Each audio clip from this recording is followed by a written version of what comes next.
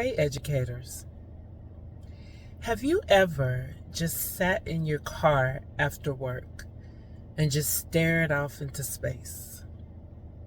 Not really thinking about one particular thing, but almost like your mind was just racing. Or maybe you're that individual who sat in your car after work just crying endlessly, like, I don't think I can continue.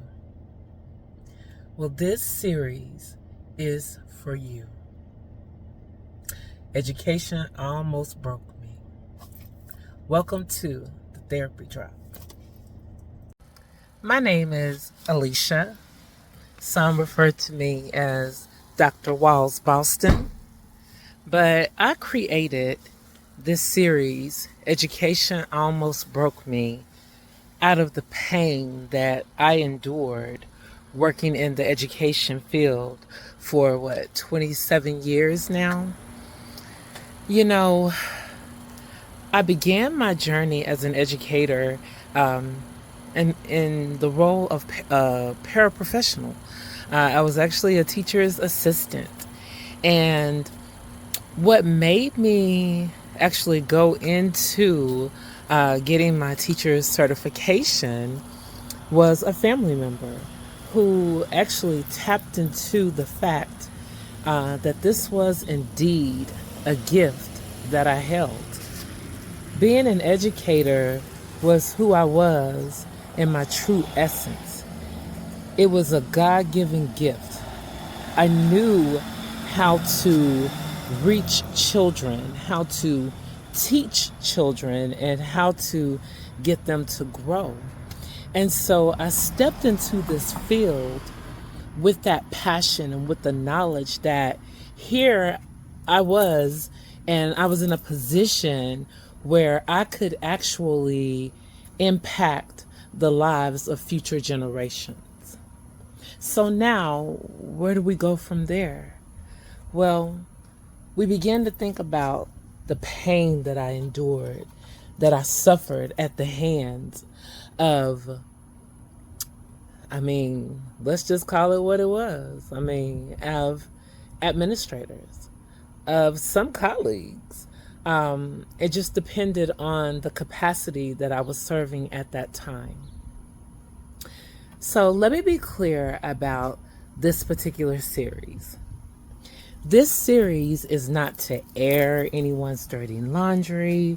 This series is not to really put anyone down, because I believe that we are all in different positions, in different portions of our lives. But what it is, it's a vehicle to serve as a growth tool, a tool that shows us that educators are people too. Educators deserve the same respect that you would give to your doctor, that you would give to a lawyer, that you would give to your pastor. They are deserving. We are deserving. And so with this series, the goal is to create a group that's here to help with the healing process, that's here to help mend the wounds that have been created by careless people in public education. Nothing more, nothing less. With this series, you're going to get the real talk, but it also will come with real healing, real conversations. So when I first started in education, man, it was beautiful. I truly enjoyed what I was doing. I loved working with the kids, with my fellow colleagues. It was just like the ideal situation. I don't know if it's because I was in a small district or, if it was just more of a sense of community where I was. I would like to think that the size didn't have anything to do with it. Maybe it was more so the culture, the atmosphere. of that particular district and that environment. It was wonderful. Was it perfect? Absolutely not. Because, as human beings, none of us are perfect. But it was right for me. Eventually, things began to happen in my life. I lost my mother, and I needed a change. I needed to move somewhere and just start over. I was going through personal pain, and so this was, I guess, the start of like a healing journey for me. So let's fast forward, and after serving 5 years in that district, I moved to a larger district. And the first 4 years, I had a dynamic principal. Oh, it was great. Um, Things got a little hectic though. We had a change in leadership, and I think during that year, that change, a lot of people were let go from their jobs. All of a sudden, it was this culture of as if the teachers, were inadequate and they were replaceable. And I think that was my first time ever on any job, because that was not the first job that I had worked. The very first time on any job where I just broke out in hives. I had a friend who was a nurse, and I called her up and I was like, I have all of these bumps all over my arms, and what is it? I don't know what's going on. And she actually came, she looked at it, and she was like, stress. And I'm like, stress? Stress can cause this type of reaction in your body? It was a shocker for me. But there were so many things that were changing in education at that time. We were under new leadership, and then the next thing you know, principals started bullying. There was a lot of harassment going on, but you know what? I kept moving forward. I decided, I was like, you know what? I'm going to go ahead. I'm going to leave this particular school. I'm going to try to, upwardly advance my career. Let's try becoming a coach. And so I did become an academic coach. I actually started working at an elementary school where I was supporting literacy. Things started off, it seemed to become much better. I was like, okay, this is it. Yes. Now I have my groove, and then came the bang. I went through a health crisis. My heart started doing some crazy things, racing. They were called tachycardic episodes. And it ended up putting me in the hospital. And I had a few other issues that were going on at the same time. I ended up spending, I think it was about anywhere from 7 to 9 days in the hospital. Now, be mindful that my administrator actually came to see me, to check on me. I thought that was so heartwarming. I was just like, oh my goodness. But at the same time, I was also a slave driver for myself. I was at the school all hours. Whatever you need, you can call on me to get it done. I was going to take care of it. I was that girl. I was the it girl. I was the girl who was going to dig deep, get her hands dirty, and make sure that the job got done.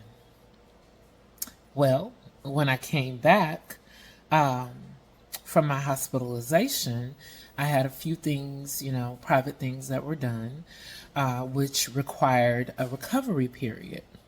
When I came back, my administrator wanted me to be the same workhorse that I was.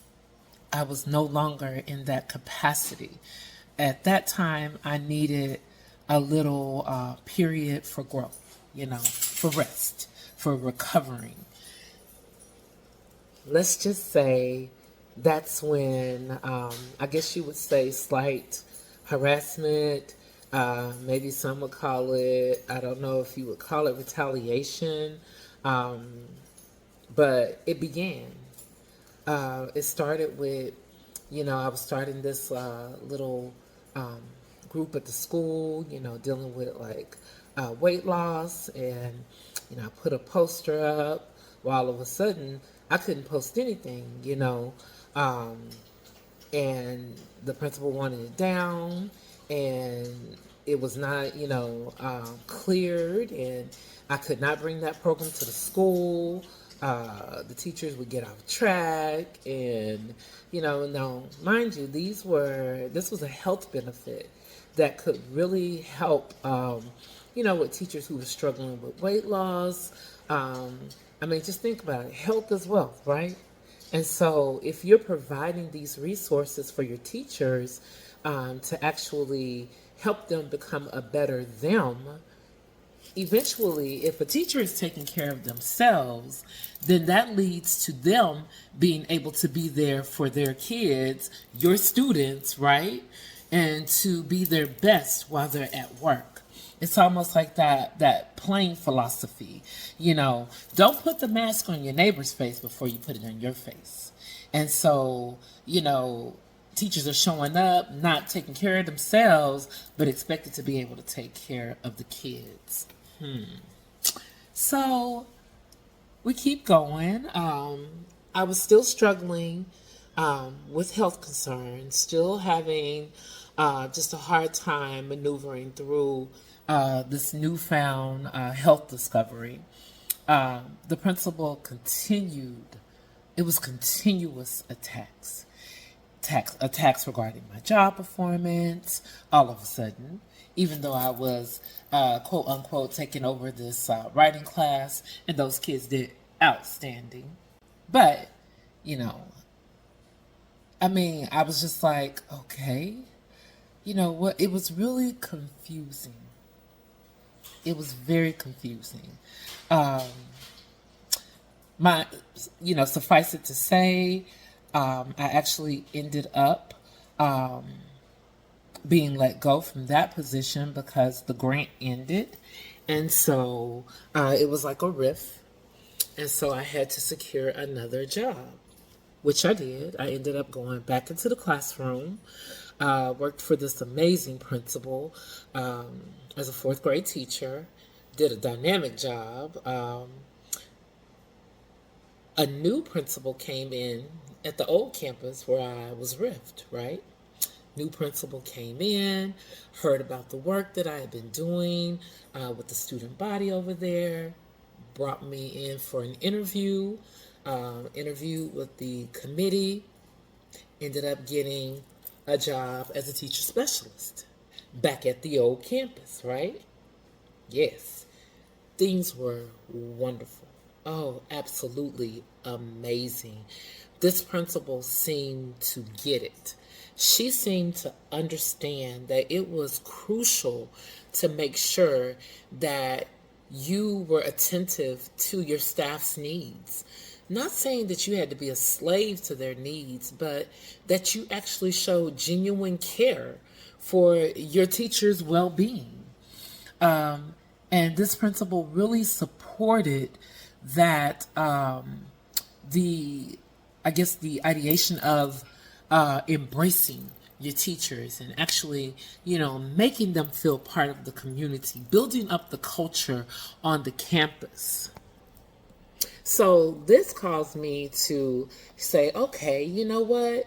Maybe it's not what I'm thinking it is. So let me try to elevate my status. Let's go into assistant principal.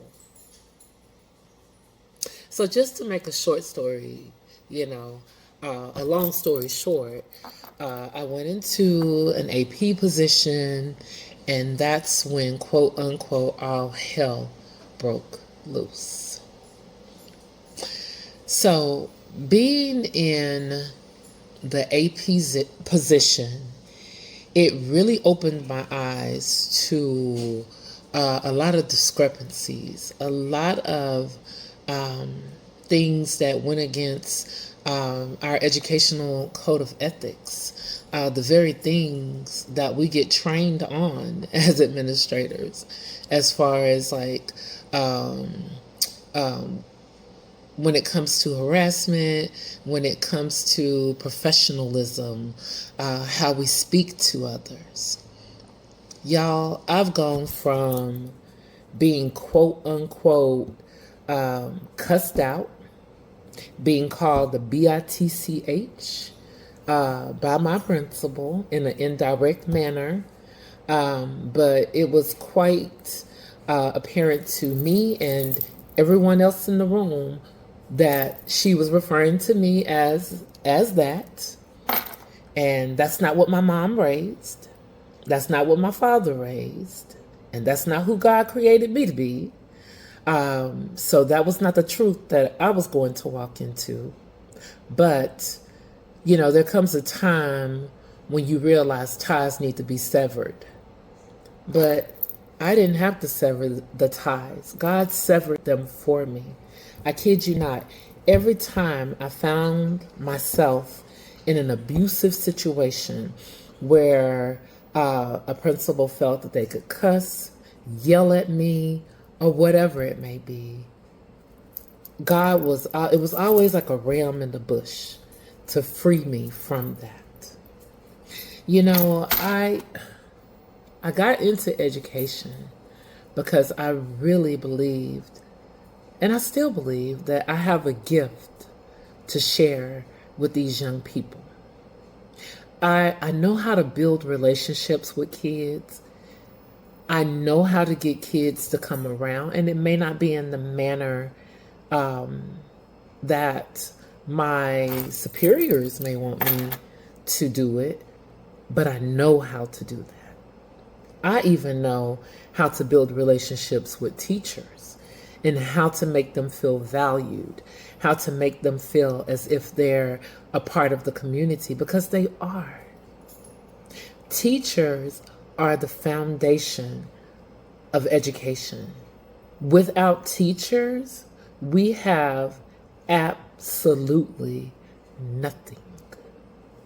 We have no education.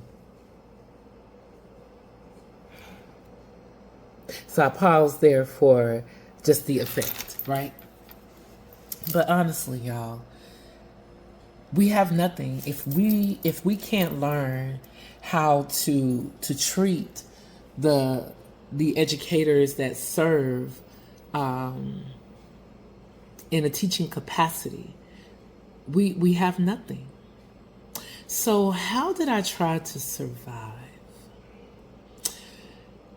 I ate my way, through the year. I started ballooning. I was eating everything from Snickers to Twix to fried chicken to anything I could get my hands on. I would eat it because I was emotional eating.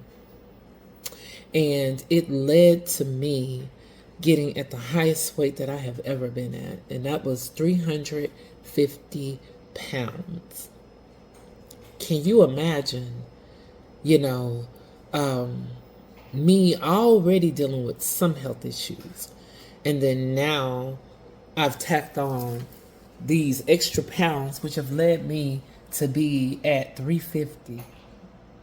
But I was there, and I was miserable. I was miserable. I knew that I couldn't stay stuck. I had to do something. So there were a few things, that I began to put in place. Number one, my faith, my belief in God, prayer, scripture, taking time to read the word. Am I saying that that's what you have to pick up? Absolutely not. But you need to tap into your higher power. My higher power happens to be God, Jesus Christ. That's who mine is. That's my Savior. And when I tell you He kept me from losing my mind. He absolutely kept me. He kept me. He kept me in perfect peace. A second thing that I picked up was counseling. You know, all schools and school districts, shall I say, offer an employee assistance program. Most of them do, from what I understand. This employee assistance program is a valuable resource in helping you to work through any anxiety, any depression, anything that you may be feeling that is taking you to the point where of no return, shall I say. It's there. It's there to help you. Tap into it. I've tapped into it a few times over the years. And the third thing is something that I've created at this point in my life, which is the therapy drop. The therapy drop it's a resource. It's a community of educators, those who are there to share their struggles and share their stories and let you know that there is a way through this. Because some of you all, you just started. You just got in the game.